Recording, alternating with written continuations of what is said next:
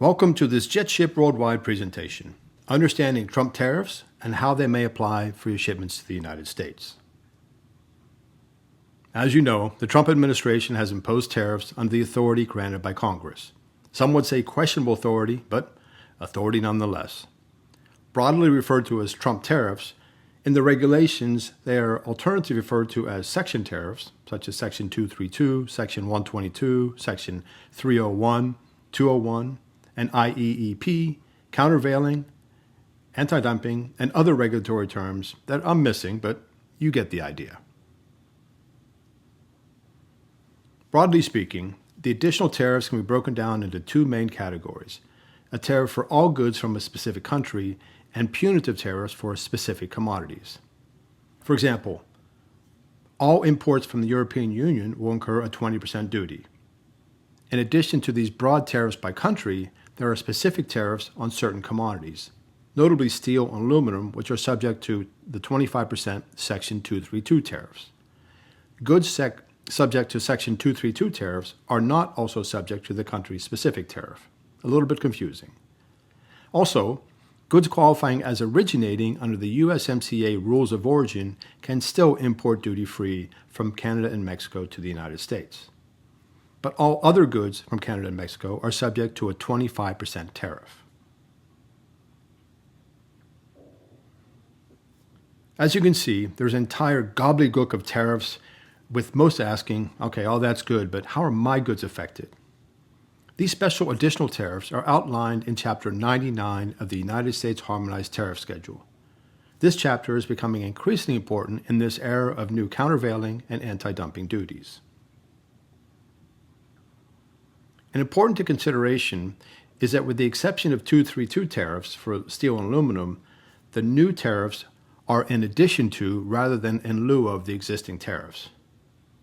Say, for example, you want to import goods from Japan that have a 2.5% duty.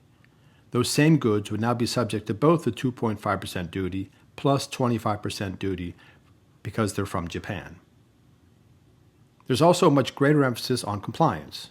This is particularly true as it relates to country of origin certifications, tariff classification, valuation, and the need for increased surety bonds as it corresponds to the increased liability for duty. I want to back up a little bit and just say traditionally how import duty is determined. It's determined by three main things, traditionally: tariff classification, country of origin, and value. The tariff classification and country of origin determine the percentage to apply to the value for duty. Multiply the rate of duty times the value, and you get the amount of duty. Simple. Duty rates most often fall into what's called Column 1 duty rates, consignments from countries with normalized trade relationship with the U.S. And note that while the rate of duty is most often expressed as percentage, what's referred to as ad valorem, it can also be per number of units, weight, and volume. Traditionally, the column for special rates refers to imports manufactured in a country sharing a free trade agreement with the U.S. But what was once considered normalized trade is no longer normal. Or put another way, we're dealing with a new normal.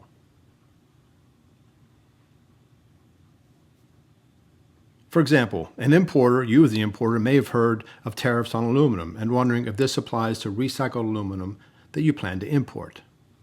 Usually, if you go to the tariff schedule, they import duty-free and can be confirmed on the online U.S. Harmonized Tariff Schedule.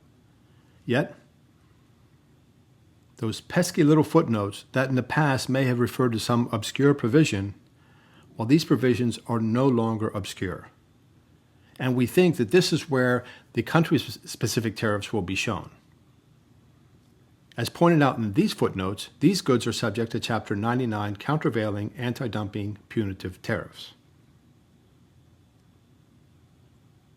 So we go to Chapter 99, and when properly updated, the tariff code subject to punitive tariffs link to Chapter 99 provisions.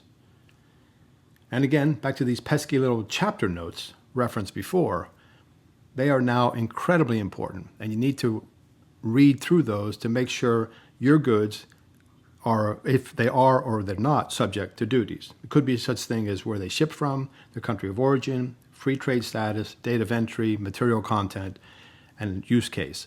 All those things will be defined in the chapter.